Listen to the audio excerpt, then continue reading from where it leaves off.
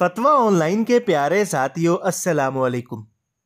हम लाते हैं आपके लिए इस्लामिक इंफॉर्मेशन और रोज़मर्रा मसाइल के हल के मुस्तनद फतावाजात। अक्सर लोग ये अकीदा रखते हैं कि असर या मगरिब के बाद घर में झाड़ू देना नहूसत का बाइस है। इसी तरह असर या मगरिब के बाद झाड़ू देना गुर्बत और तंगदस्ती का बाइस बनता है। असर या मगरिब के बाद घर में झाड़ू लगाने से घर में गुर्बत, तंगदस्ती या नहूसत से मुताल्लिक फतवा। मोहतरम जनाब मुफ्ती साहिब, शाम के वक्त झाड़ू लगाना शरअन कैसा है? मजीद जानने से पहले आपसे गुजारिश है कि वीडियो को लाइक करें, चैनल को सब्सक्राइब करें और बेल आइकन को जरूर दबा लें ताकि आप हमारी हर नई आने वाली वीडियो का नोटिफिकेशन हासिल कर सकें। जवाब में मुफ्ती साहब फरमाते हैं, झाड़ू लगाना दिन में भी जायज़ है और शाम या रात में भी जायज़ है।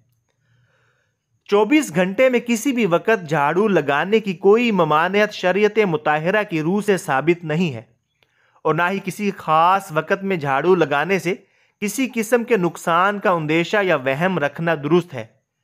इस तरह के जितने वहम अवाम के दरमियान मशहूर हैं, इनकी कोई असल नहीं है।